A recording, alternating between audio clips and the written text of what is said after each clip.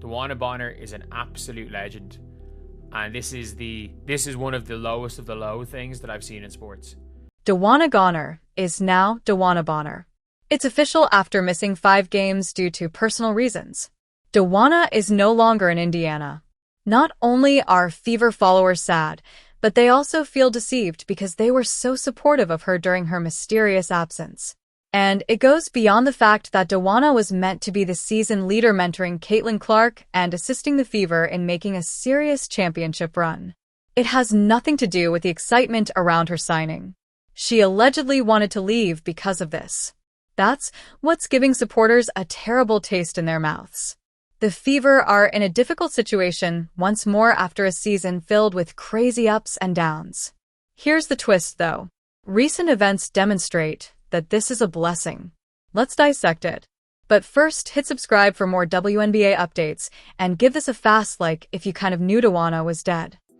I think for the challenge for myself going forward is just, continue to pour into every other aspect of the game, and I can continue to have an impact in, all those other areas. I thought I got to the rim well. It was just, certainly a tough shooting night, and, I got to find a way to continue to shoot and remain confident in myself, because I know I put the time in. But for me, I don't feel like it's anything that's off necessarily. But it'd be nice to play with that. DeWanna Bonner was viewed as a key component of a possible championship run during an off-season season full of hope for the Heat. The pedigree was hers. She received numerous All-Star selections, won championships, and continued to put up strong statistics at the age of 37. However, her leadership was more important than her stat line. Under Caitlin Clark's leadership, the Fever advanced to the playoffs last season and emerged as one of the WNBA's most popular teams. However, the Connecticut Sun swept them in 2 games. And even Caitlin acknowledged it following that defeat. The team lacked a veteran presence and postseason experience. DeWanna was called in to address that. She first seemed to be the ideal fit, saying all the right things, adopting a team-first mindset, and acting like a reliable veteran. And also joining a team that's just impressive. I think everybody's seen the second half of their season, and it was an unbelievable season. And I just felt like they had a dynamic core, and I just wanted to be another puzzle piece into what they had. And hopefully I can give my knowledge, my leadership, and give it to these young players, so when I retire they can pass it along. So I feel like they're young, but I also feel like they're a great young. They don't need too much coaching and too much leadership. They kind of figured it out themselves, and I'm just hoping that I can add to it and make basketball a little easier for them, and as well they can make it a little easier for me. She was greeted like a hero. Fever fans embraced her like never before in her career, bought her shirts, showered her with... When DeWanna signed with the team, she said at this point in her career she's playing for championships, and obviously have championship experience in those veterans they brought in. How much did that get to add to the culture, or just what it takes to win at a high level? Yeah, I mean, DB has been tremendous. Like, she's such a selfless leader. Like, she's here to win. She says that, but she really means it. And Caitlin was truly thrilled to have her on the team, even though she is still only 23 and learning on the fly despite all of her accolades and composure. She saw DeWanna as a selfless leader who would stop at nothing to pursue a title, as you heard her express in the previous clip. How is she doing? Is there any timeline for her return? Yeah, she's doing well. She's doing well.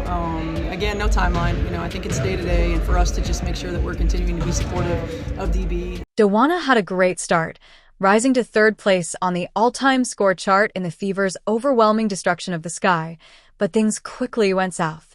She had trouble right away, averaging only 7 points per game, less than half of the 15 she scored the previous season. Although she was partially to blame for that dismal start, it also confirmed what fans and commentators were beginning to doubt. Were Caitlin Clark's complimentary pieces brought in by the front office? Did Stephanie... I guess to that point, how does this kind of compare to what you are used to? Oh man, yeah, totally different atmosphere. The support here has been just phenomenal. I really can't go anywhere. I've been here like a week and a half, and everywhere I go, it's just like, we're excited for the season. Thank you for being here. So it's been really, really refreshing. And you get that on the streets? I'm sorry? You get that on the streets?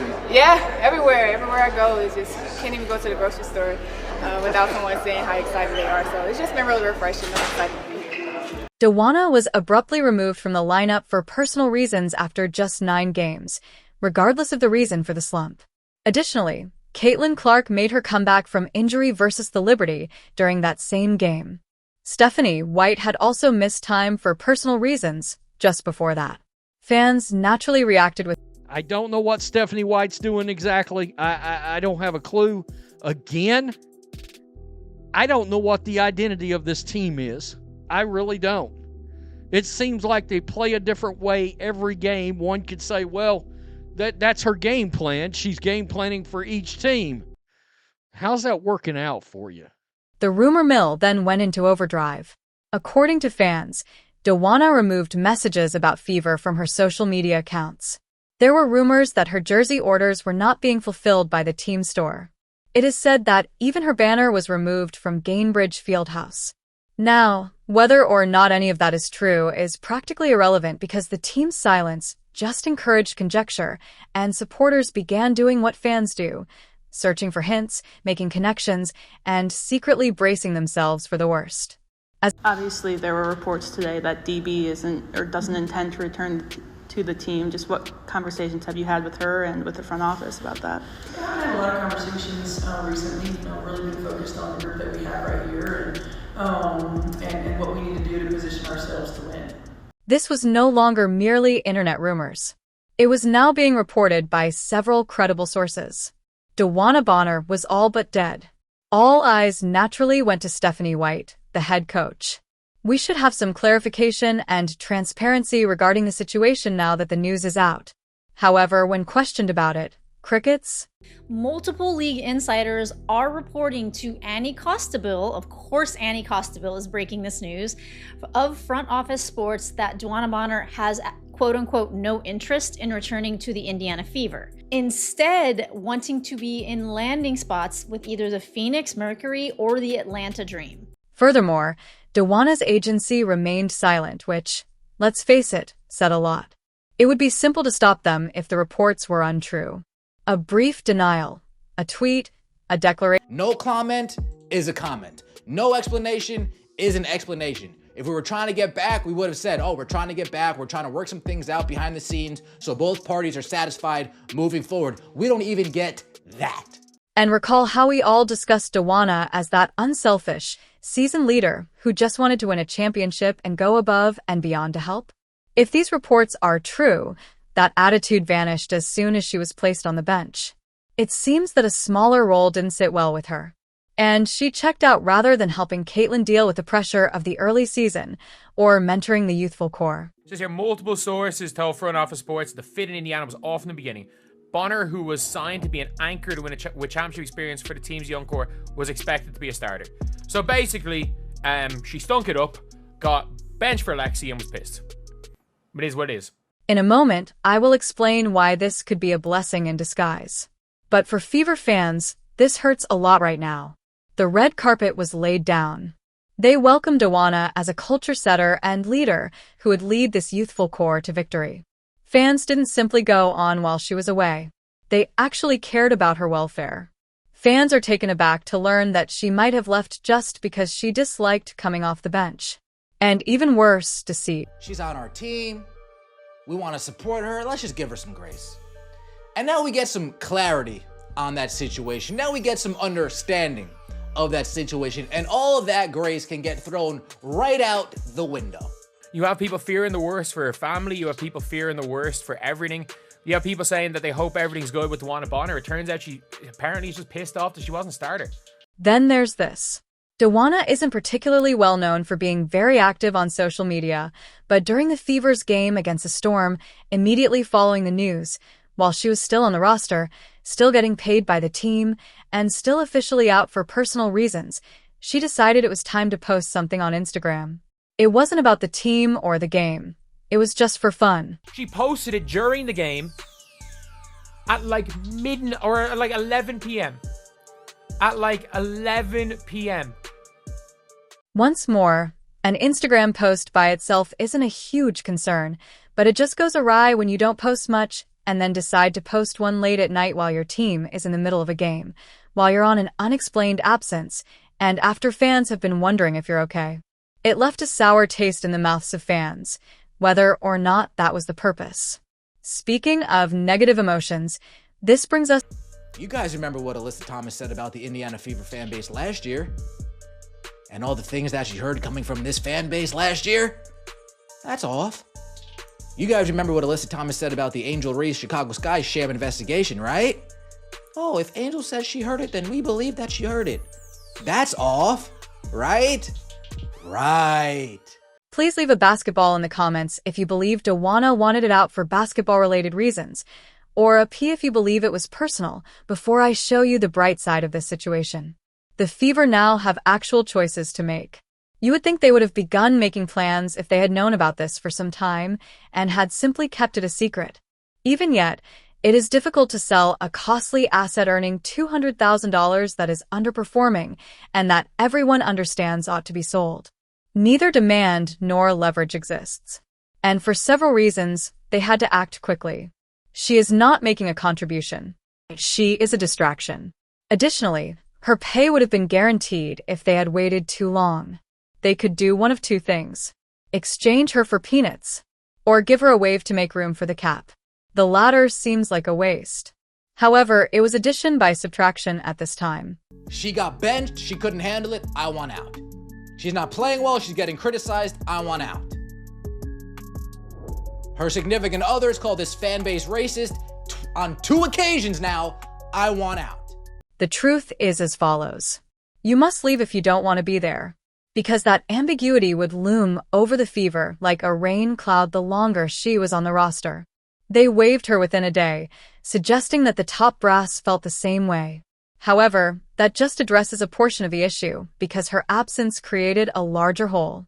Another player is on the verge of leaving the Fever. This opens up a lot for the Indiana Fever, as well as them having to scramble for what they're going to do next, because as I'm sure many of you know, Demiris Dantas, who is she is part of the front court of the Indiana Fever.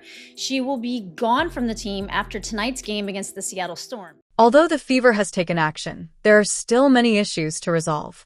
The season is only 1/3 of the way through. Although it has already been a challenging year, the squad is persevering. Our probe into hate speech was unsuccessful. 5 games were missed by Caitlin.